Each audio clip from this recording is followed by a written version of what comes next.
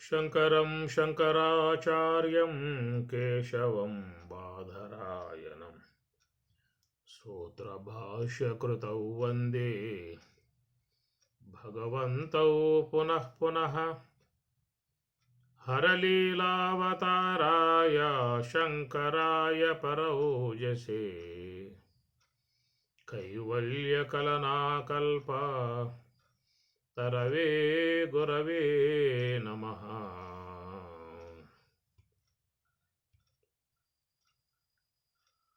మనోనివృత్తిః పరమోపశాంతిః సా తీర్థవర్యా మణికర్ణికా చ జ్ఞానప్రవాహ విమలాదిగంగా సా కాశికా నిజబోధరూపా. యస్యామిదం కల్పితం ఇంద్రజాలం చరాచరం భాతి మనోవిలాసం సచ్చిత్సుఖైకా పరమాత్మరూపా సా కాశికాహం నిజబోధరూపా. కోశేషు పంచసు అధిరాజమానా బుద్ధిర్భవానీ ప్రతిదేహగేహం సాక్షి శివః సర్వగతోऽంతరాత్మా సా కాశికాహం నిజబోధరూపా. కాశ్యాం హి కాశతే కాశీ కాశీ సర్వప్రకాశికా సా కాశీ విదితా యేన తేన ప్రాప్తా హి కాశికా. 4వ శ్లోకంలో కాశ్యాం హి హి అనగా హి ఏల అనగా కాశ్యాం కాశ్యాం అంటే కాస్తృదీప్తౌ కాస్తృదీప్తౌ ప్రకాశమానమై ఉన్నటువంటి దానిని కాశీ అని చెప్పని అంటారు. కాశ్యాం హి కాశతే కాశీ కాశ్యతే అది ఎప్పుడూ కూడా ప్రకాశిస్తూ ఉంటుంది. ఎప్పుడు ప్రకాశమానమై ఉన్నటువంటిది కాశీ సర్వప్రకాశక, అది సర్వ అంతటా వ్యాపకమై ప్రకాశమానమై ఉన్నటువంటి లక్షణం బ్రహ్మము. అది స్వప్రకాశం కాబట్టి అన్నిటినీ ప్రకాశింపజేస్తుంది. ఆ ప్రకాశ ధర్మం అనేటువంటిది ఆత్మది. నత్ర సూర్యో భాతి నచంద్రతారకం నేమా విద్యుతో భాంతి కుతోయమస్మి తమేవ భాంతం అనుభాతి సర్వం తస్య భాసా సర్వమిదం విభాతి నత్ర సూర్యో భాతి నచంద్రతారకం. ఆ బ్రహ్మము అన్నింటినీ కూడా ప్రకాశింపజేస్తుంది. ఆ బ్రహ్మమును ఏవి కూడా ప్రకాశింపజేయలేవు. నత్ర సూర్యో భాతి, సూర్యుడు ప్రకాశమానమై ఉన్నాడు, ఉన్నప్పటికీ కూడా ఆయన ఆ బ్రహ్మమును ప్రకాశింపజేయలేడు. నచంద్ర తారకం, చంద్రుడు కానీ తారకలు నక్షత్రాలు కానీ ఏవి కూడా బ్రహ్మమును ప్రకాశింపచేయలేవు. నతద్భాసయతే సూర్యో నశశాంకో నపావక అని గీత చెప్తున్నమాట. చంద్రుడు, సూర్యుడు, అగ్ని లోకంలో ప్రకాశమానముగా ఉండేటువంటి ఇవే. చంద్ర ప్రకాశము, సూర్య ప్రకాశము, నక్షత్ర ప్రకాశము, అగ్ని ప్రకాశం. నత్ర సూర్యో భాతి నచంద్ర తారకం, అవన్నీ కూడా ప్రకాశమానముగా ఉన్నాయి అని చెప్పనంటే అది బ్రహ్మము యొక్క ఆశ్రయం ఉండటం కారణముగా. సూర్యుడు ప్రకాశించటం వలన, చంద్రుడు ప్రకాశించటం వలన, నక్షత్రాలు ప్రకాశించటం, అగ్ని ప్రకాశించటం, ఇవి కేవలం జడాత్మికమై ఉన్నటువంటివి. అవి స్వతసిద్ధముగా ప్రకాశం ఉండదు. అవి ప్రకాశిస్తున్నవి అని చెప్పనంటే బ్రహ్మచేతనాశ్రయంలో ఉండటం కారణముగా ప్రకాశిస్తున్నవి. మన శరీరములో ఉన్నటువంటి ఇంద్రియాలు కూడా ప్రకాశమానముగా ఉన్నాయి. నేత్రం చూస్తున్నది అని చెప్పనంటే ఆ తెలుసుకునేటువంటి ధర్మం ఆత్మది. స్తోత్రం తెలుసుకుంటున్నది అని అంటే ఆ తెలుసుకునేటువంటి ధర్మం ఆత్మది.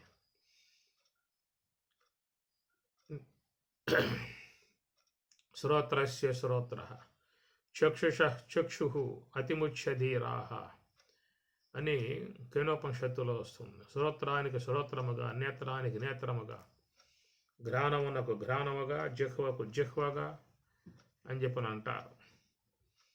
ఆ ప్రకారముగా ఇంద్రియములు అనేటువంటివి కూడా ప్రకాశిస్తున్నవి అని చెప్పనంటే ఆ ప్రకాశం బ్రహ్మము నుండి ఏర్పడ్డ ప్రకాశము. బ్రహ్మ ప్రకాశముతోనే అన్నీ కూడా తెలుసుకోవటం అనేటువంటి ధర్మం కలిగి ఉన్నాయి. మనస్సు కానీ, అంతరేంద్రియాలు కానీ, బాహ్యేంద్రియాలు కానీ. అట్లా బయట ఉన్నటువంటి సూర్యుడు, చంద్రుడు, నక్షత్రములు, అగ్ని ఇవన్నీ కూడా ప్రకాశముగా ఉండటం అని చెప్పనంటే కాశీ సర్వ ప్రకాశిక. దాని యొక్క ప్రకాశములోనే అన్నీ ప్రకాశిస్తూ ఉన్నాయి. సా కాశీ విదితాయేన తేన ప్రాప్తా హి కాశికా. సా కాశీ అట్టి ఆ ప్రకాశమానమై దిదీప్యమానముగా స్వప్రకాశమై ఉన్న బ్రహ్మం. సా కాశీ విదిత ఏన ఎవరి చేత విదిత తెలియబడుతుందో, తేన వారు ప్రాప్త అట్టి ఆ బ్రహ్మమును వాళ్ళు పొందటం జరుగుతుంది అన్నాడు. సా కాశీ విదిత ఏన అంటే ఎవరి చేత, సా కాశీ ఆ బ్రహ్మం విదిత తెలియబడుతుందో, విదజ్ఞాని. బ్రహ్మమును తెలుసుకోవాలని చెప్పనంటే దానికి ఎంతో ప్రయత్నం అనేటువంటిది అవసరం కూడా. ఊరికే ఆ బ్రహ్మమును గురించి వినటం అనేటువంటిది అవగాహన వస్తుంది, కానీ దాని యొక్క స్వరూప అనుభవమును పొందటం అని చెప్పనంటే అది సాధనపై ఆధారపడి ఉన్నటువంటి విషయము. ఈ కాశీ అంశమును గురించి బ్రహ్మేంద్ర స్వాముల వారు కూడా ఎట్లా అంటారు, అంగములోపలను కుండలి సంగము దాపునను, అంగములోపలను కుండలి సంగము దాపునను, గంగాయమునా పొంగుచు పారగా రంగుగా నడుమను లింగడుండగను, కాశీకి పోవలెనా తీర్థము మోసుకురావలెనా. అంగములోపలను, అంగము అని చెప్పనంటే శరీరం, శరీరాన్ని అంగము అంటారు. అంగము లోపల, శరీరం లోపల అన్నాడు. అంగము లోపలను కుండలి సంగము దాపునను, కుండలి దగ్గర అన్నాడు. కుండలి అంటే చాలామంది పాయుస్థలములో అక్కడ మూలాధారం ఉందని చెప్పేసి అని, ఆ మూలాధార స్థలంలోనే ఈ కుండలిని అనేటువంటి నిద్రపోతూ ఉన్నది. నిద్రపోయేటువంటి కుండలిని యోగం ద్వారా మేలు కొలపాలి, యోగులుగా ఉన్నవాళ్ళు మేలు కొలుపుతారు అని చెప్తూ ఉంటారు. లక్ష్మణార్యులు దానికి వేరే అంశాన్ని కూడా తెలియజేశారు. పాయుస్థలం అనేది చాలామంది భావిస్తున్న అంశము. అక్కడే మూలాధార చక్రం ఉన్నది.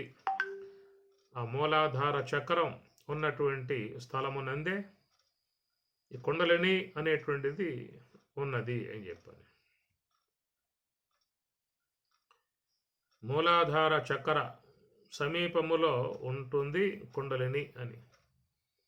కానీ మూలాధారం అనేది మరి పాయుస్థలములో దాని గుదస్థలం అంటారు, లేదా మలద్వారం.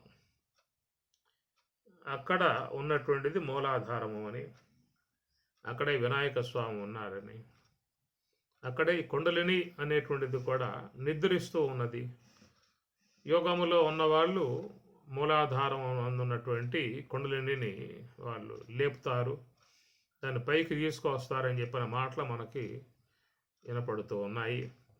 కానీ మూలాధారం అనే చక్రానికి స్థానం స్వామివారు గ్రాణ స్థలం చెప్పారు. గ్రాణ కారణం బై మూలాధార చక్రంబు రంజిల్లు అందు వినాయకునకు 6 నూర్లు అంశాలు. ఘ్రాణాకారణంబై మహీనిలయంబై ఘ్రాణాకారణంబై అని చెప్పని కూడా సీతారామాంజనేయంలో ఉన్నది. మహీనిలయంబై అని అన్నారు. మహి అంటే మామూలుగా భూమి. ఇక్కడ భూమి స్థలము గ్రాణ స్థలం. గ్రాణం అనగా నాసిక స్థలమే భూమి అన్నారు. పృథివ్యాం గ్రాణమితి అని శరీరకోపనిషత్తు. శ్రోత్రం ఆకాశే వాయువు త్వక్కు అగ్నిచక్షు అప్సు జిహ్వా పృథివ్యాం గ్రాణమితి. పృథివీ అనగా గ్రాణం అన్నారు శరీరకోపనిషత్తులో. నాసిక స్థలాన్నే గ్రాణము అన్నారు. అక్కడే పృథివీ స్థలం చెప్పి. మహీనిలయంబై ఘ్రాణాకారణంబై మూలాధార చక్రం బురంజిల్లు. కనుక ఈ నాసిక స్థలం అక్కడ మూలాధారం చెప్పాల్సి వస్తుంది. పాయస్థలం కాడ చెప్పటం సముచితము కాదు అన్నది స్వామివారి అభిప్రాయం. దాని విషయంలో వివరణాత్మక అంశాన్ని కూడా స్వామివారు చెప్పుకొచ్చారు. ఊరకే ఆయన పదాలు వాడలేదు, దానికి సహేతుక అంశాన్ని కూడా చెప్పుకొచ్చారు. మూలము ఆధారము రెండు పదముల సమ్మేళనమే మూలాధార చక్రము అన్నారు. మూలము ఆధారము. మరి మూలం అంటే దేనికి మూలం, అది ఆధారం అంటే దేనికి ఆధారం అనే విషయం వస్తుంది. మూలాధార చక్రం అందరి పదాలు వాడుతూ ఉంటారు. చాలామంది ఈ విషయం విన్నారు. మూలాధార చక్రం గురించి చాలామంది పదాల వరకే విన్నారు. ఆ పద సంబంధమై ఉన్న వివరణ మాత్రం బహుశా చాలామంది ఇవ్వలేదు. ఆయా పుస్తకాల్లో కూడా ఆ బొమ్మలేసి చూపిస్తారు. ఆ ప్రకారంగా మూలాధారం పాయుస్థలంలో ఉన్నది, స్వాధిష్టానం నాభి స్థలంలో ఉన్నది, లింగ స్థలంలో ఉన్నది, మణిపూరకం నాభి స్థలములో, అనాహతం హృదయ స్థలం భక్ష్యస్థలం. ఇట్లాగా నీకు పటాల్లో కూడా మనం చూసి ఉంటాం. కానీ దానికి స్వామివారు చక్కటి వివరణాత్మక అంశాన్ని ఇచ్చారు. మూలం ఆధారం. ఎందుకంటే మనలో వ్యవహార విధానం కలిగి ఉన్నటువంటి రెండు, ఒకటి గోళకాత్మికమై ఉన్న స్థూల దేహము, రెండవది ఇంద్రియాత్మికమై ఉన్నటువంటి సూక్ష్మదేహము. స్థూల దేహాన్ని గోళకాత్మికము అంటారు, సూక్ష్మదేహం ఇంద్రియాత్మికం అని. మూడు దేహాలు చెప్పినప్పటికి కూడా స్థూల దేహం, సూక్ష్మదేహం, కారణదేహం అని మూడు చెప్పినప్పటికీ కూడా వ్యవహారం మాత్రం ఈ రెండింటి యందే ఉన్నది. కారణదేహమునందు వ్యవహారం లేదు, అది వ్యవహార విధానం కాదు. ఎందువల్లంటే అది నిరవయవి, అవయవ సహితమై కారణదేహం లేదు. అవయవ సహితముగా స్థూలదేహం ఉన్నది, సూక్ష్మదేహం ఉన్నది. కారణదేహం, దేహం అనే పదం వాడినా కానీ అది నిరవయవి, అందువల్ల అది వ్యవహార విధానం కాదు. స్థూల దేహం నందు నిలిచిన వాళ్ళు వ్యవహారం చేస్తారు. ఇవ్వటం, పుచ్చుకోవటం, నడవటం, రావటం, పోవటం, సో వినటం, తినటం. స్థూల దేహంతో సంబంధం పడ్డాము అంటే ఈ వ్యవహారం అంతా ఉంటుంది.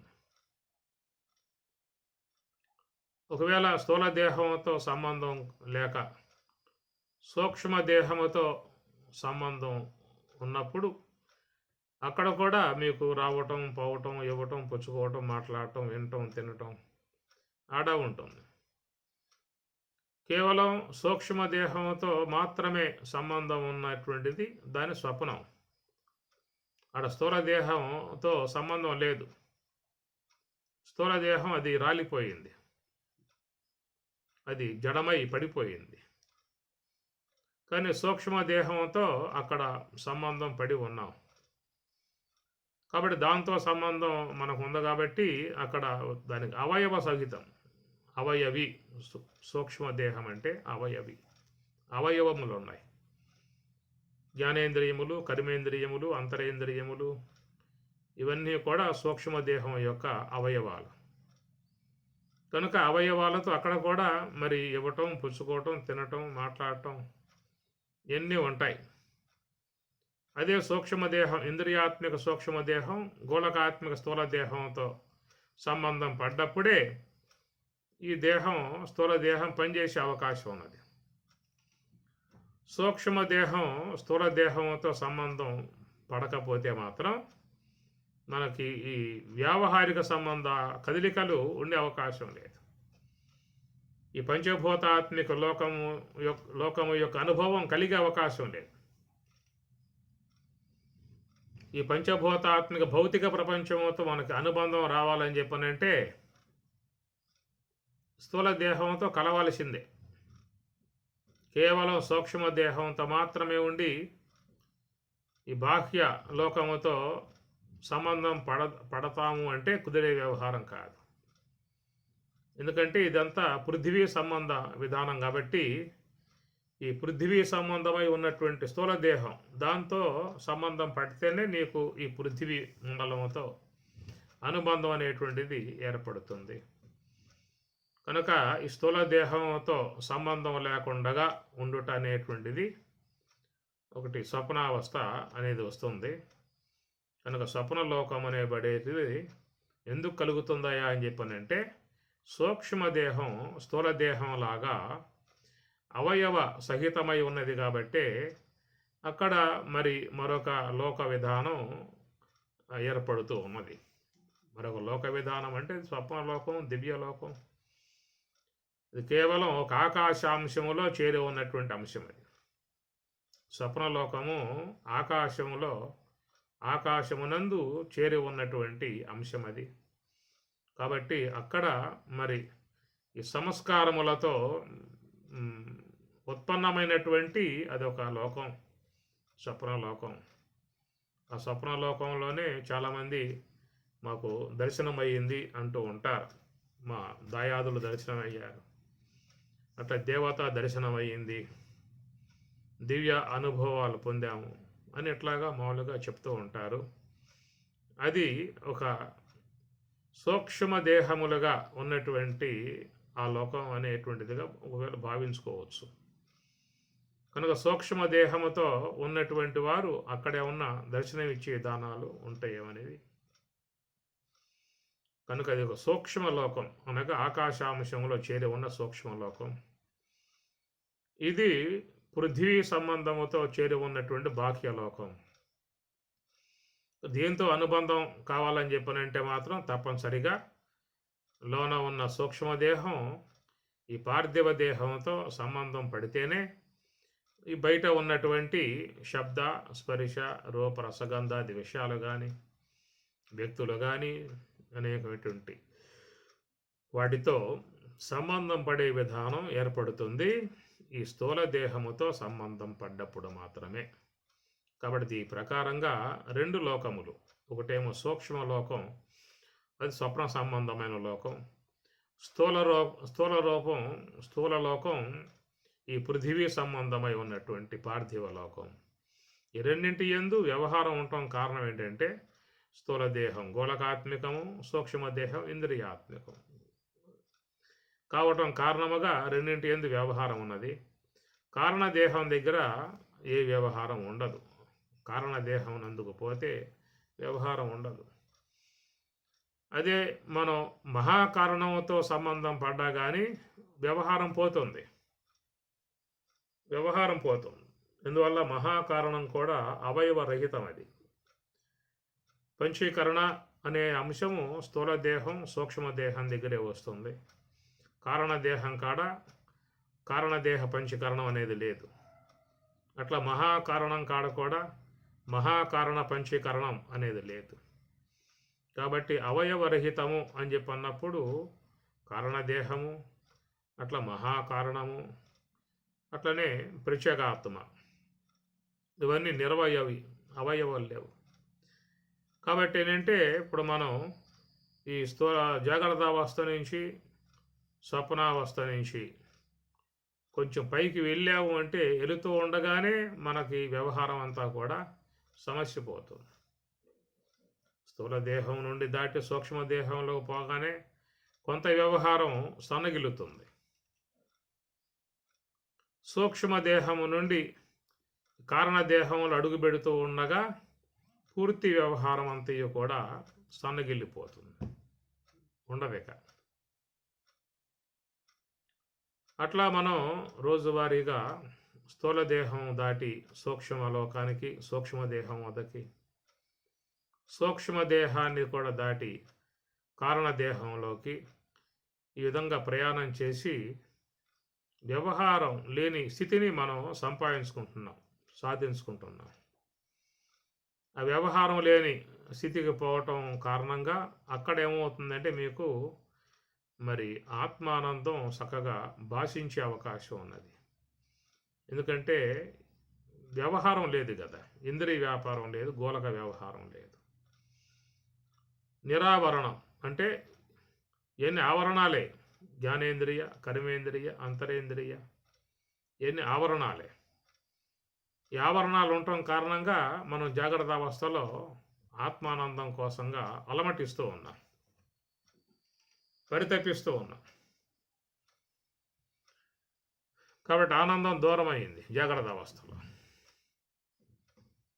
అట్లా స్వప్నావస్థలో కూడా ఇంద్రియ వ్యాపారం పూర్తిగా ఉండటం కారణంగా ఆ కదలికల వల్ల, ఆవరణముల కారణంగా, ఆవరణము ఒకటి, రెండవది కదలికలు ఉన్నప్పుడు మనకి స్పష్టంగా గోచరించదు.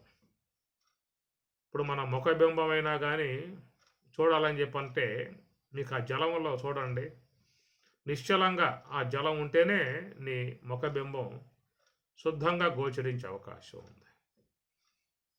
ఆ నీటిలో అలలు ఏర్పడి కదలిక ఏర్పడ్డట్లయితే నీ ముఖబింబం దాంట్లో శుద్ధంగా గోచరించదు. కాబట్టి ఈ ప్రకారంగా మనం ఆనందాన్ని అపేక్షించి ఉన్న, ఆనందాన్ని పొందాలనే అపేక్షతో ఉన్న, ఏవేవో కార్యాలు చేస్తూ ఉన్నామే కానీ వాట్లను చలనం లేకుండా చేసే పని చేయట్లా. చలనముతో ఉన్నాము, ఇంకా వాటిని కదిలించే పనులు పెట్టుకున్నాం. అమితంగా కదలికలు ఎక్కువగా ఉన్నాయి. ఎంత కదలికలు ఎక్కువగా ఉంటే అంతంత మనకి ఆనందం దూరం అవుతుంది, అంటే మరుగుపడుతుంది. ఆనందం తెలియబడదు, భాషించదు. కదలికలు తగ్గే కొద్దీ మనకు ఆనందం అనేటువంటిది కలుగుతుంది.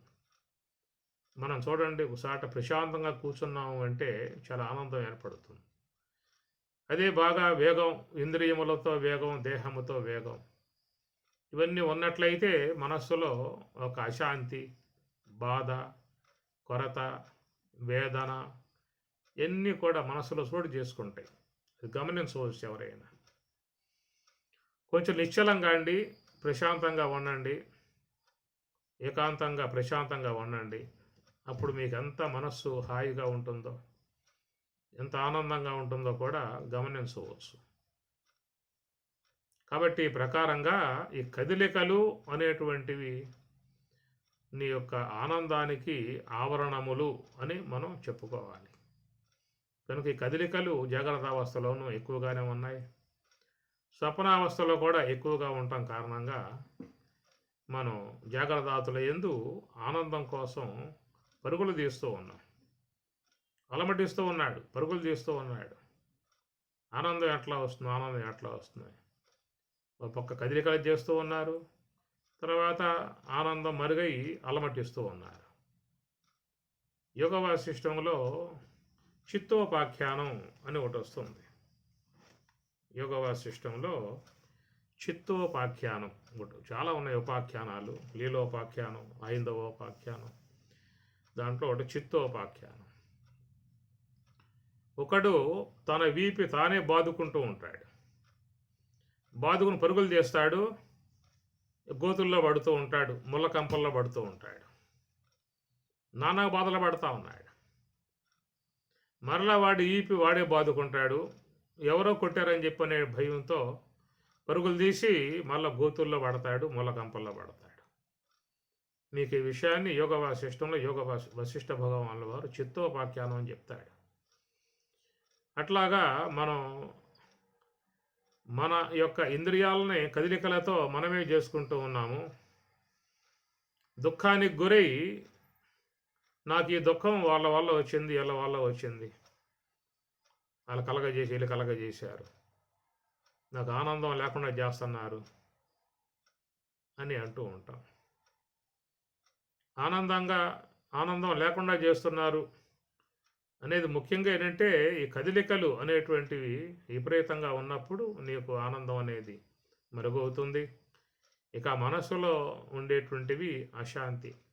ఎప్పుడైతే పరమాత్మ యొక్క ఆనందం దూరం అవుతుందో, సూర్యప్రకాశం గనక దూరమైతే ఎట్లా అంధకారం ఆవహించి ఉంటుందో అట్లాగా మనకు ఆత్మ యొక్క ఆనందం ప్రస్ఫుటముగా లభించనప్పుడు దాంట్లో చీకటి ఉన్నట్లుగా అశాంతి, వేదన, దుఃఖము, కొరత, బాధ ఇవన్నీ కూడా చోటు చేసుకునే అవకాశం ఉన్నది. కాబట్టి ఆ ప్రకారముగా మనం జాగ్రత్తాదుల యందు అలమటించే పరిస్థితి ఉన్నది. స్వప్నాదుల యందు కూడా అక్కడ కదలికలతోనే దుఃఖాలకు గురయ్యే పరిస్థితి ఏర్పడుతున్నది. ఎప్పుడైతే ఒక్కటొక్కటే మెల్లమెల్లగా సొమ్మసిల్లాయో, ఆ సొమ్మసిల్లి అవి వృత్తులు లేకుండా పడిపోయే పరిస్థితి కారణదేహం వల్ల ఏర్పడుతుంది. కనుక కారణదేహం స్వతసిద్ధముగా నిరవయవి కావటం కారణముగా అవయవ సహితమై ఉన్నటువంటివి అవి వాటి యొక్క చలనం ఉపసంహరింపబడుతుంది. ఎప్పుడూ జాగ్రత్త అవస్థ నుంచి స్వప్నావస్థకు వచ్చామో జాగ్రత్త సంబంధమై ఉన్నటువంటి స్థూల దేహ సంబంధ అవయవాలు అవన్నీ కూడా క్రియారహితంగా పడిపోయాయి. అట్లనే మరి స్వప్నావస్థలో సూక్ష్మదేహం దాని యొక్క విజృంభణ బాగా ఉంటుంది కాబట్టి అక్కడ కూడా మనం ఆత్మానందానికి దూరం అయ్యాం. కనుక సూక్ష్మదేహ అవయవాలు కూడా మెల్లమెల్లగా ఉపశమించే పరిస్థితి ఏర్పడుతుంది. మరి కారణదేహం వైపుకి ప్రయాణం చేసినప్పుడు పూర్తిగా కారణదేహం నందు ఉండిపోయావు అంటే ఇక సూక్ష్మదేహ సంబంధ ఇంద్రియ వ్యవహారం కూడా ఉండదు. గమనించాలి ఈ విషయాలు. మనం సూక్ష్మదేహంతో పూర్తిగా మమేకమైనప్పుడు స్థూలదేహ గోళకాలు అవన్నీ కూడా సన్నగిల్లాయి. వ్యవహారం సన్నగిల్లి పూర్తిగా క్రియారహితంగా పడిపోయాయి. అటనే సూక్ష్మదేహం కారణదేహమునందు చేరినప్పుడు ఇక సూక్ష్మదేహ వ్యవహారం కూడా పూర్తిగా సన్నగిల్లిపోయింది. అప్పుడు ఏమవుతుంది, మనకి స్థూలదేహ సంబంధ గోళకాలలో వ్యవహారం లేదు, సూక్ష్మదేహ సంబంధ ఇంద్రియాలలో వ్యవహారం లేదు. కారణదేహమునందు అవయవరహితం కాబట్టి కారణదేహంలో ఏ క్రియలు అక్కడ ఉండే అవకాశాలు లేవిక. ఒకవేళ కారణదేహం కూడా అవయవ సహితమై ఉండి ఉన్నట్లయితే అక్కడ కూడా ఏదో అశాంతి, బాధ, దుఃఖముతోనే ఉండాల్సి వచ్చేది. జీవితంలో వీడికి ఆనందం అనే అంశం తెలిసి ఉండేది కాదిక. ఆనందం అనే అంశం బహుశా మానవునికి తెలిసి ఉండేది కాదు. కాబట్టి కారణదేహం అవయవ రహితం కావటం చేత అక్కడ ఆనందించినటువంటి వాడు బయటకు వచ్చిన తర్వాత నేను చాలా ఆనందంగా ఉన్నాను, చాలా హాయిగా ఉన్నాను అన్నటువంటి ఒక జ్ఞానం మానవులకు కలుగుతున్నది కారణదేహం కారణంగా. కారణదేహం కారణంగా మనం గతంలో ఒక మాట చెప్పుకున్నాం. ఇంద్రియ వ్యాపారం కలిగి ఉన్నా కానీ వ్యవహారంలో ఆనందాన్ని పొందవచ్చు అని చెప్పాను. అది ఎక్కడ అని చెప్పానంటే కాయేన మనసా కేవలై ఇంద్రియై అపి యోగిన కర్మ కురవంత అని చెప్పని యోగుల యొక్క సంబంధ అంశంలో చెప్పుకొచ్చాడు. వాళ్ళు వ్యవహారంలో ఉన్నా కానీ ఆనందిస్తూ ఉన్నారు. కనుమూసిన కనుదరచన ఘన సత్య సుఖమయాత్మ అని సీతారామాంజనేయంలో చెప్పే మాట. కనుమూసిన కనుదరచన అని అంటాడు. కనుమూసిన యోగ సమాధిలో పొందే అనుభవం, కను తెరిచిన జాగ్రత్త అవస్థలో పొందే విధానం ఏంటంటే అక్కడ వాళ్ళకి ఈ అధికమై ఉన్నటువంటి సూక్ష్మ దేహములో ప్రవేశించి ఉన్నటువంటి వాసనల యొక్క సంస్కారముల యొక్క సంబంధ ప్రభావం కానీ, అంటేనే సూక్ష్మ దేహంలో తామసిక రాజసిక సంబంధ గుణాలు ఏవైతే ఉన్నాయో కామాదులు, వాటి యొక్క వ్యవహారం కానీ, ఇవేవి కూడా లేకుండా ఉన్నటువంటి అంశం చెప్తూ, కాయేన మనసా బుద్ధ్యా కేవలై ఇంద్రియై అపి యోగిన కర్మకురు. అది యోగులకు చెప్పినటువంటి యొక్క అంశం. అలాంటిది మనకు కూడా రావాలని చెప్పనంటే యోగమునందు బాగా ఒక పరిచయం ఉండగలిగితే అలాంటి యొక్క నిశ్చలత్వం, యోగము ద్వారా సాధించిన నిశ్చలత్వాన్ని వ్యవహారంలో కూడా అలాంటి స్థితి కలిగి ఉంటాం కాబట్టి ఇక్కడ కూడా కొంత మనం ఆనందాన్ని పొందే అవకాశం ఉంటుంది. కానీ ఇక్కడ సామాన్య మానవుడు పూర్తిగా దానికి దూరం అయ్యాడు. కారణం ఏంటంటే అవగాహన ఒకటి లేదు. ఎప్పుడూ కూడా ఈ సంస్కారములు అనేటువంటి వాటితో శతమతమవుతూ ఉన్నాడు, సంస్కారాలతో ఆలోచనలతో శతమతమవుతూ ఉన్నాడు. రజోగుణ తమోగుణాత్మక గుణాలు ఎప్పుడూ కూడా ప్రకోపించి ఉంటూ ఉన్నాయి, ఏదో సందర్భంలో వాడిని లాక్కుపోతూ ఉన్నాయి. అందుచేత ఇక్కడ మరి సామాన్య వ్యక్తి వీటి యందు ఆనందానికి దూరమయ్యే పరిస్థితి ఉన్నది.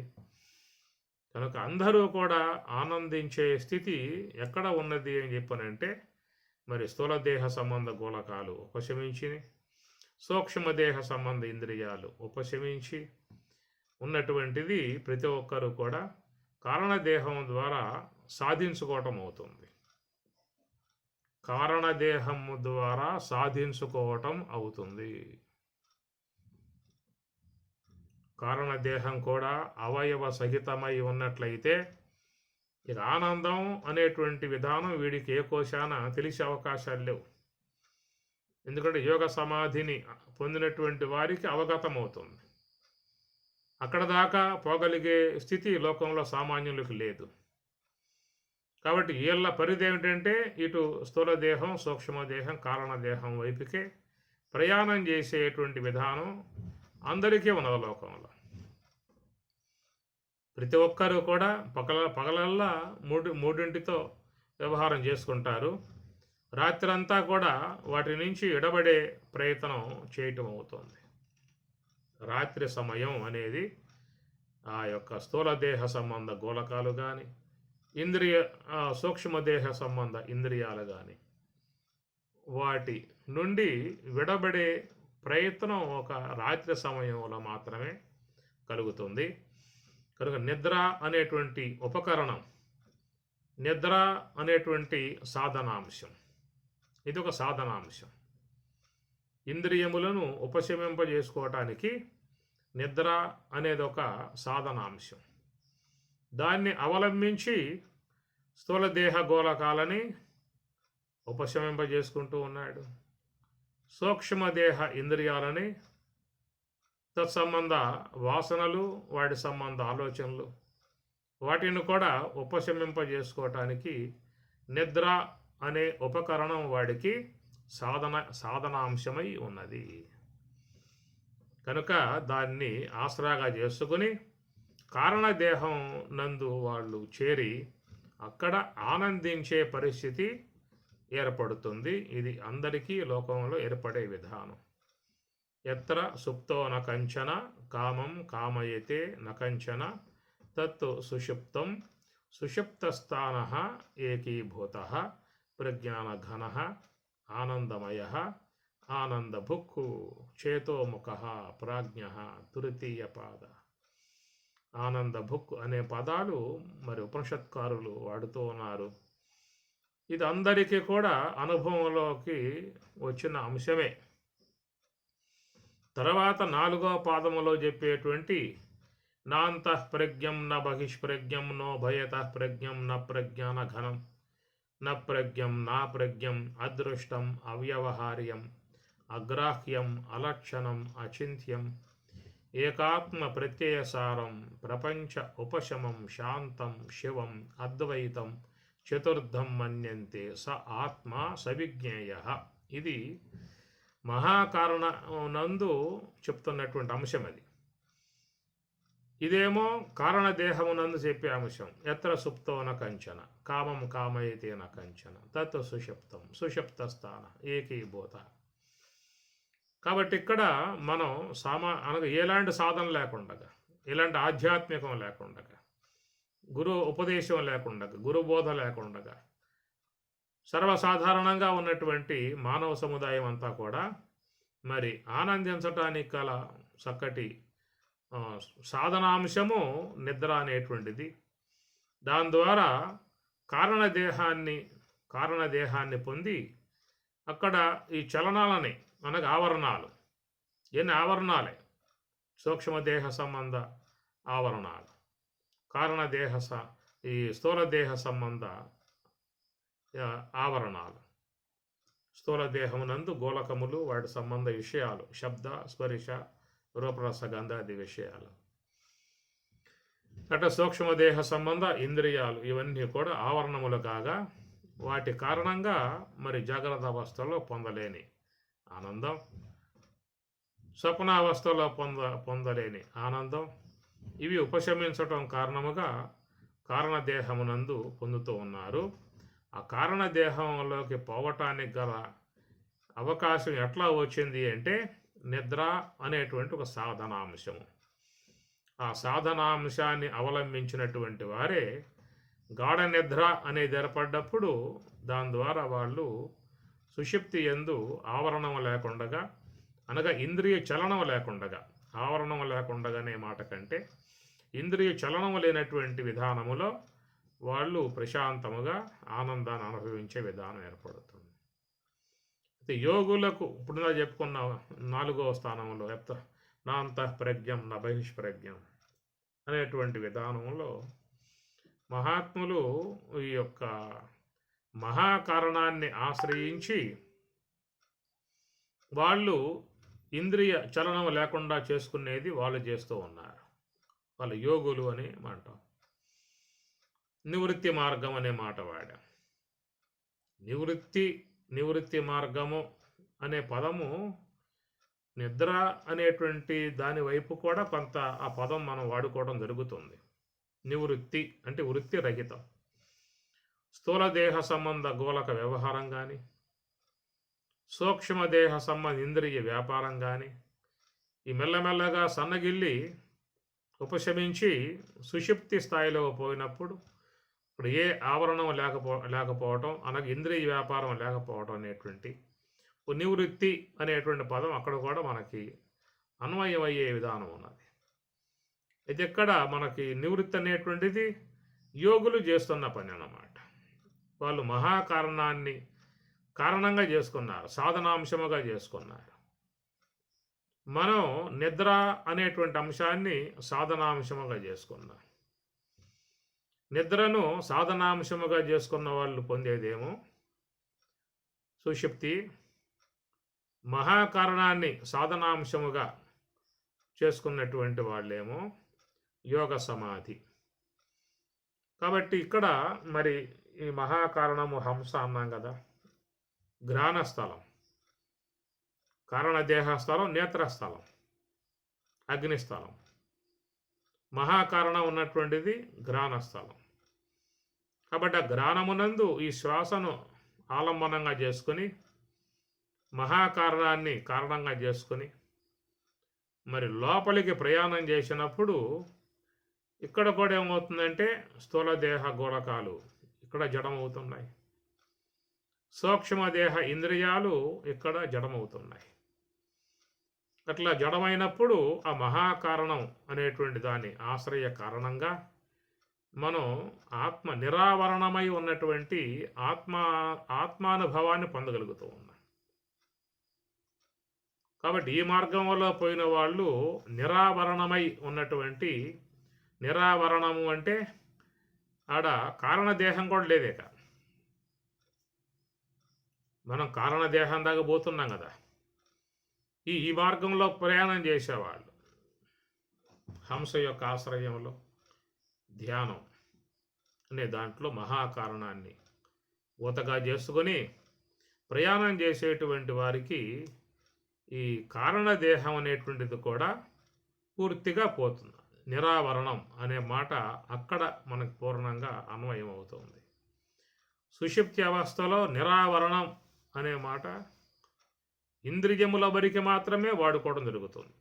గోలక వ్యవహారం కానీ ఇంద్రియ వ్యవహారం కానీ ఈ రెండు కూడా లేని విధానం వరకే మనకి సుషుప్తి అనేటువంటి అంశము.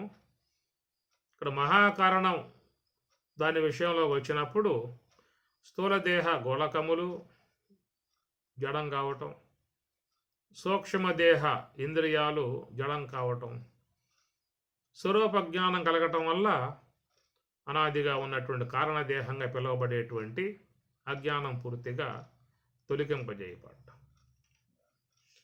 ఇక్కడ నిరావరణ స్థితి అని మనం చెప్పుకోవాల్సి వస్తుంది.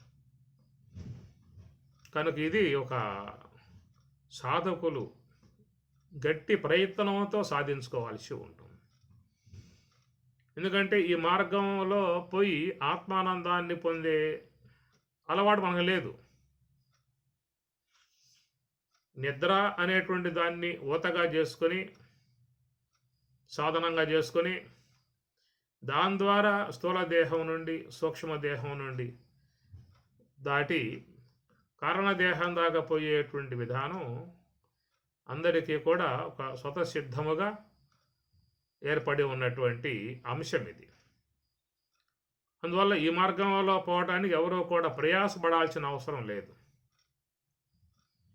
ఇది ఈ కారణదేహం నందు ఉన్నటువంటి ఆనందాన్ని పొందాలండి. కారణదేహము నందుండి ఆనందాన్ని పొందాలనే విధానములో ఎవరు కూడా ఏ సాధన అనే అంశం అవసరం లేదు. స్వతసిద్ధముగా జీవితంలో ప్రకృతి పరంగా ఏర్పడ్డటువంటి అంశము. కానీ మహాకారణం యొక్క ఆశ్రయం ద్వారా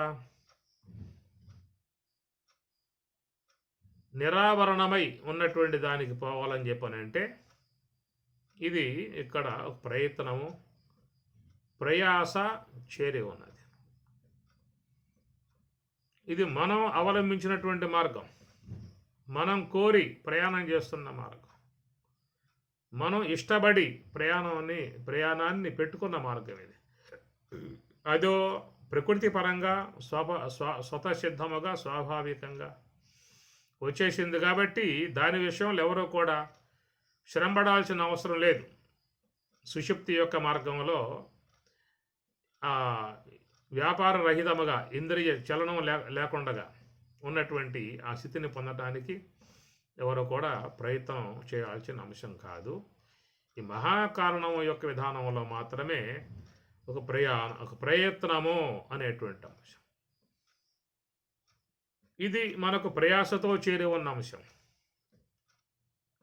ఎందుకంటే ఇక్కడ చెప్తున్న అంశం ఒకటి, మనకి ఎప్పుడూ కూడా ఈ మార్గంలో అడుగుపెట్టింది లేదు. ఎవరో కూడా అంశ యొక్క ఆశ్రయంలో ఉండి ఇక్కడి నుంచి నిరావరణాలు అన్నిటినీ కూడా చలనములు లేకుండా దేహ చలనం సూక్ష్మదేహ చలనం లేకుండా చేయటమే కాకుండా అనాదిగా ఉన్న అజ్ఞానాన్ని కూడా మూలంగా తీసివేసే విధానం ఈ మార్గం.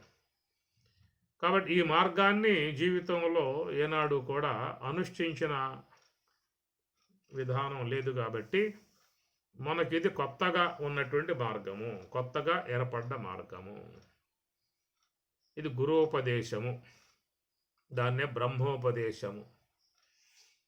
కనుక ఈ బ్రహ్మోపదేశం విధానములో ఈనాడు చాలామంది ఈ మార్గం వైపుగా ప్రయాణమై పోయే విధానంగా కూర్చుంటూ ఉన్నారు. దీనికి ఒక ఆసన విధానాలన్నీ కూడా చెప్పుకొస్తున్న విధానం. శుచౌ దేశే ప్రతిష్టాప్య స్థిరం ఆసనం ఆత్మనః నాత్యుచ్ఛ్రితం నాతి నీచం చేలాజన కుశోత్తరం తత్రైకాగ్రం మనః కృత్వా యత చిత్తేంద్రియ క్రియ ఉపవిశ్వాసనే యుంజాత్ యోగం ఆత్మవిశుద్ధయే సమం కాయ శిరోగ్రీవం ధారయన్ అచలం స్థిరః సంప్రేక్ష నాసికాగ్రం స్వం దిశానవలోకయన్ అన్నటువంటి ఈ విధానం ఒక సశాస్త్రీయత, మునులు యోగులు ఋషులు ప్రయాణం చేసినటువంటి మార్గము. ఇది యందు మక్కువ కలిగి ఇష్టత కలిగి వారు దీంట్లోకి దిగారు. దీని ద్వారా ఏమవుతుందని చెప్పనంటే జన్మకారకమై ఉన్నటువంటి కారణదేహం అజ్ఞానాన్ని తొలగింపజేసుకోవడం జరుగుతుంది. ఇందాక చెప్పుకున్నట్లుగా మనం మరి అజ్ఞానాన్ని నిద్రను ఉపకరణముగా చేసుకుని దాని యొక్క అనుసరణలో మరి ఆ సుషుప్తి అనబడే కారణదేహం దాకా పోయే ప్రయత్నమే మనం జరుపుతున్న విధానం. స్థూల దేహం దాటి సూక్ష్మ దేహం దాటి కారణదేహం దగ్గరికి, కారణదేహంలోనికి, కారణదేహం వైపుకి ప్రయాణం చేసే విధానం అది ఎవరికి కూడా ప్రయాసతో కలిగి ఉన్న విధానం కాదు. ఇదేమిటంటే ఇక్కడ కారణదేహాన్ని కూడా పూర్తిగా లేకుండా చేసే విధానం ఇది. మహాకారణము యొక్క ఆశ్రయం ఉన్నదే, ఇది కారణదేహం కూడా తొలగింపజేయబడుతుంది. ఎందుకంటే కారణదేహం కంటే మించింది మహాకారణం. మహాపూజాయాం కారణదేహానికి అవతల ఇంకా మించి ఉన్నది కాబట్టి మనం దీన్ని ఒక శ్వాస అనబడేటువంటి దాని ఆశ్రయం ద్వారా మహాకారణం వైపుకి మనం ప్రయాణం చేస్తూ ఉన్నాం. ఇక్కడేమో నిద్ర అనేటువంటి కరణాన్ని ఉపకరణాన్ని ఆ సాధనాంశముగా చేసుకొని సుషుప్తి అనబడేటువంటి దాన్ని పొందటానికి ఇది సాధనంగా చేసుకున్నాము. కానీ ఇక్కడ మహాకారణం అనేటువంటి దాని యొక్క ఆశ్రయం ద్వారా బ్రహ్మములో అడుగుపెట్టే విధానం, బ్రహ్మములో కలిసిపోయే విధానం అనే దానికి ఈ శ్వాస అనేటువంటి దాన్ని ఉపకరణంగా సాధనాంశముగా చేసుకున్నాం. అయితే రెండింటి యందు కూడా ఈ గోళకాత్మిక స్థూలదేహము, ఇంద్రియాత్మిక సూక్ష్మదేహము రెండు ఉపశమించే విధానమే. సుషుప్తి యందు ప్రవేశించిన ఈ రెండు ఉపశమిస్తాయి. యోగ సమాధి యందు ప్రవేశించిన ఈ రెండు ఉపశమిస్తాయి. ఈ రెండింటితో పాటు మూడవదిగా ఉన్నటువంటి కారణదేహం కూడా ఉపశమించాల్సిన పరిస్థితి ఏర్పడింది. కారణం ఈ కారణదేహం కంటే ఇంకా మించి ఉన్నది కాబట్టి మహాకారణం. కాబట్టి మహాకారణం వద్దకి పోవటం అంటే మరి కారణదేహం కూడా లయం కావాల్సి ఉన్నది. కారణదేహములో సుషుప్తి అంశముగా కారణదేహములో చేరాలని చెప్పి అన్నప్పుడు తప్పనిసరిగా వాళ్ళు ఎవరైనా, మీరు కానీ నేను కానీ ఎవరైనా కానీ స్థూలదేహాన్ని అధిగమించాలి, సూక్ష్మదేహాన్ని అధిగమించాలి. రెండు అధిగమిస్తేనే మీకు కారణదేహంలో ప్రవేశించే అవకాశం ఉన్నది. కానీ ఇక్కడ మరి హంస యొక్క ఆశ్రయం, హంస యొక్క మరి దాన్ని ఓతగా చేసుకుని ప్రయాణం చేసి మహాకారణం వైపుకు ప్రయాణం చేసేవాళ్ళు ఇక్కడ కూడా గోళకాత్మికమై ఉన్న స్థూలదేహము ఉపశమించాలి, ఇంద్రియాత్మికమైన సూక్ష్మదేహము ఉపశమించాలి. దాంతోపాటు మూడవదిగా ఉన్న కారణదేహం కూడా అది కూడా తొలగిపోవాలి. తొలగిపోతేనే నీకు ఆపై ఉన్న మహాకారణములో ప్రవేశించే అవకాశం ఉన్నది. ఆ మహాకారణములో ప్రవేశిస్తే దాన్ని ఏమన్నారు అని సమాధి అన్నారు, యోగ సమాధి అన్నారు. ఇక్కడైతే సుషుప్తి అనే పదం వాడారు. స్థూలదేహం దాటి సూక్ష్మదేహం దాటి కారణదేహంలో సుషుప్తి అంశముగా ప్రవేశించే వారికి అది సుషుప్తి అనే దానికి పేరు పెట్టారు. ఇక్కడ హంసను సోహాన్ని ఊతగా చేసుకోవటం గమనించాలి. ఇక్కడేమో నిద్ర అనే అంశాన్నేమో మనం ఊతగా చేసుకున్నాము. దాని యొక్క ఆశ్రయం ద్వారానే మనం కారణదేహం వైపుకు ప్రయాణం చేసి కారణదేహం నందు కారణదేహం లాగిపోతూ ఉన్నాం, పైకి పోయే విధానం లేదు. ఇక్కడ ఈ మార్గంలో పోయేవాళ్ళు కారణదేహం వరకే పోవాల్సి ఉంటుంది, ఆ పైకి పోయే అవకాశాలు లేవు. కానీ ఇక్కడ హంస యొక్క మహాకారణం జ్ఞానం హంస యొక్క ఆశ్రయంలో ఉండడం కారణంగా ఇది మరి స్థూలదేహాన్ని సూక్ష్మదేహాన్ని భేదించడమే కాకుండా కారణదేహాన్ని కూడా భేదించుకుని మరి మహాకారణంలోకి పోయే విధానం ఇక్కడ ఏర్పడుతుంది. యోగం అనబడేటువంటి హంస యొక్క ఆశ్రయంలో ఉన్నటువంటి వాళ్ళు ఈ రెండింటినే కాదు, మరి దానికి పైన ఉన్నటువంటి కారణదేహాన్ని కూడా భేదించందే వాళ్ళు మహాకారణంలో ప్రవేశించే అవకాశం లేదు. ఆ మహాకారణంలో ప్రవేశించిన అంశాన్నే దాన్ని యోగ సమాధి అని పేరు పెట్టారు, తురియము అన్నారు. తర్వాత మహాకారణం సహకారముతో బ్రహ్మములో పోవటం అవుతుంది. స్వరూప స్థితి అన్నారు. ఏషా బ్రాహ్మీ స్థితి పార్థ. బ్రాహ్మీ సంబంధమై ఉన్నటువంటి నీ స్వరూప స్థితి అక్కడికి పోవటానికి నీకు మహాకారణం సహకరిస్తుంది. దాని యొక్క ఆశ్రయం ద్వారానే నువ్వు స్వరూపములో ప్రవేశించడం జరుగుతుంది. అది జన్మరాహిత్యం. కారణదేహం లేదు కాబట్టి జన్మరాహిత్యం. కాబట్టి ఇక్కడ మనకి ప్రత్యక్షముగా ఉన్నటువంటిది అందరికీ తెలిసిన అంశము, అందరూ రోజు ఆస్వాదిస్తున్న అంశము, అందరికీ కూడా సునాయాసముగా ప్రాప్తమైన అంశము, ప్రతి ఒక్కరికి జన్మతః వచ్చినటువంటి అంశము, ఎలాంటి ప్రయత్నం లేకుండా సునాయాసముగా ప్రయాణం చేసే విధానం, గోళకాత్మిక స్థూలదేహం, ఇంద్రియాత్మిక సూక్ష్మదేహం రెంటిని దాటి కేవలం ఆవరణాత్మికమై ఉన్నటువంటి కారణదేహములు అజ్ఞానములో చేరిపోయేటువంటి అంశం అందరికీ కూడా స్వతసిద్ధముగా ప్రతిరోజు కూడా ఆస్వాదిస్తున్నటువంటి అంశం. ఎలాంటి ప్రయత్నం కానీ ప్రయాస కానీ దీంట్లో ఏమీ లేదు. ఇది ప్రకృతి పరంగా స్వతసిద్ధముగా స్వాభావికముగా ఏర్పడ్డది కాబట్టి ఎవరు కూడా దీనికోసంగా ఎక్కువగా ఎంపర్లాడాల్సిన అవసరం లేదు, యమనియమాదులు పాటించాల్సిన అవసరం లేదు, ఇంకా ఇలాంటి యొక్క ప్రత్యేక సాధనలు ఏమి అవసరం లేదు.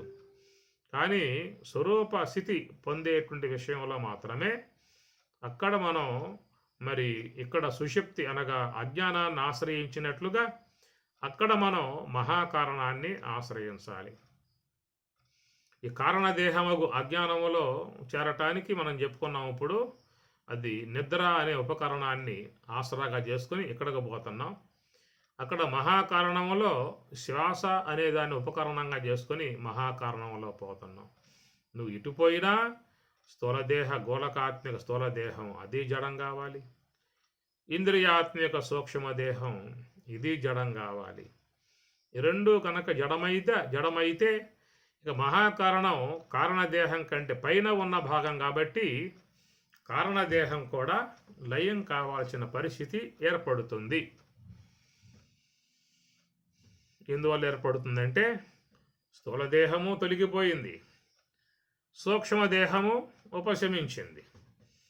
ఇక మూడవదకు కారణదేహం ఉపశమించందే నువ్వు దాని మీద ఉన్న మహాకారణటు పోయే అవకాశం ఉంటుంది. అందువల్లే మనం శ్వాస ఆశ్రయంలో ఉన్నప్పుడు వీళ్ళెవరికి ఈ సూక్ష్మదేహం సంబంధ సంస్కారములు, కారణదేహం సంబంధ అజ్ఞానము ఈ రెండు కూడా లాగేస్తూ ఉంటాయి.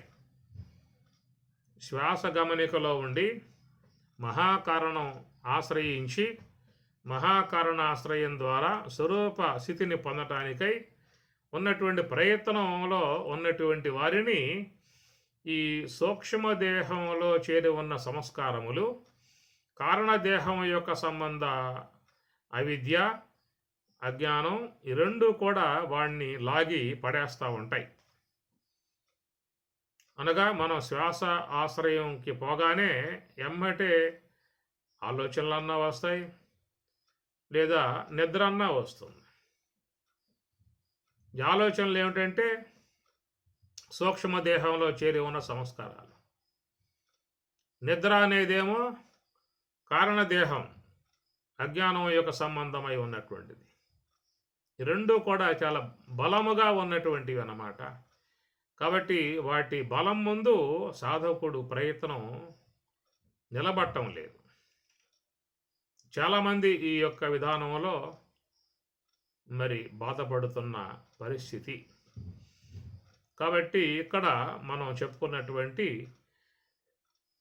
ఈ యోగ సమాధి అనేది ఒక అంశము, సుషుప్తి అనేది మరొక అంశం. అది కాబట్టి యోగ సమాధి అనేటువంటి యొక్క అంశము హంసను ఊతగా చేసుకుని మహాకారణం వైపుకు ప్రయాణం చేసేటువంటి వారు మరి సూక్ష్మదేహమునందున్న సంస్కారాల ఆలోచనలకు, కారణదేహమునందున్నటువంటి అజ్ఞాన నిద్రా సంబంధ దాని ప్రభావానికి గురి కాని విధానముగా ప్రయాణం చేయగలిగితేనే మన సజావుగా స్థూలదేహ గోళకములు కానీ సూక్ష్మదేహ ఇంద్రియాలను జయించి మూడవదకు కారణదేహాన్ని కూడా తొలగింపజేసుకుని మహాకారణములో మనం ప్రవేశించే అవకాశం ఏర్పడ్డప్పుడు అది మరి యోగ సమాధి తురీయము అని పేరు పెట్టారు.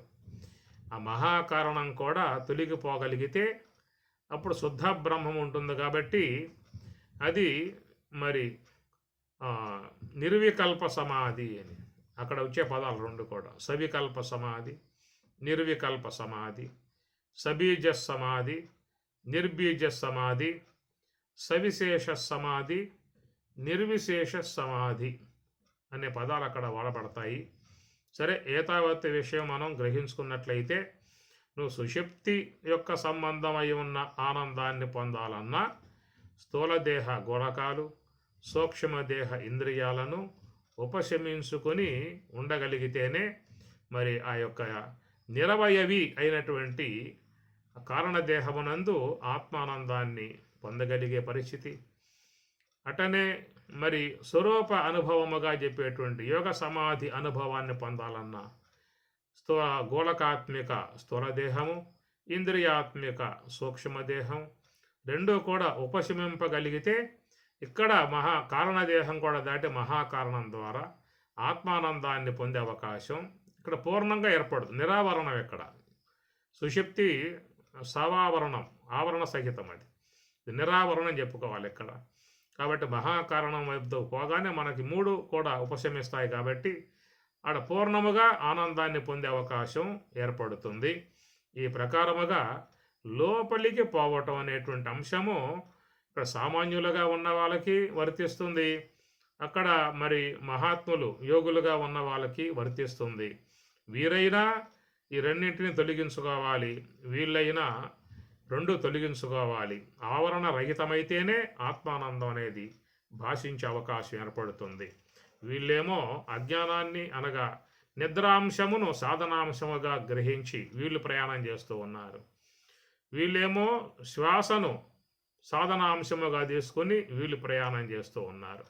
ఎవరు ప్రయాణం చేసినా నిరావరణ స్థాయికి పోగలిగినప్పుడే వీళ్ళు ఇక్కడ ఆనందాన్ని పొందే విధానం, వాళ్ళు ఆనందాన్ని పొందే విధానం.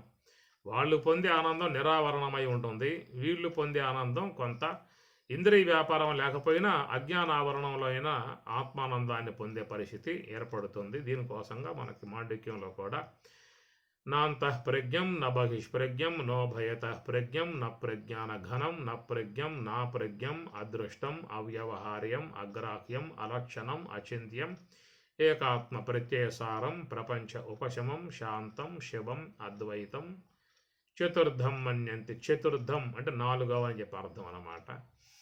అక్కడ వాడిన పదము ఇక్కడ ఎత్ర సుప్తో న కంచన కామం కామయతే న కంచన తత్ సుషుప్తం సుషుప్తస్థాన ఏకీభూత ప్రజ్ఞానఘన ఆనందమయ ఆనందభుక్కు చేతోముఖ ప్రాజ్ఞ అని ఇక్కడ చెప్పినటువంటి మాట. ఇరువురిలో కూడా కొంత సామ్యత ఉన్నా కానీ మరి పూర్ణమై ఉన్నటువంటి విధానం నాలుగవదిగా చతుర్థం మన్యంతే సా ఆత్మ సవిజ్ఞేయ అనేటువంటి గాడ.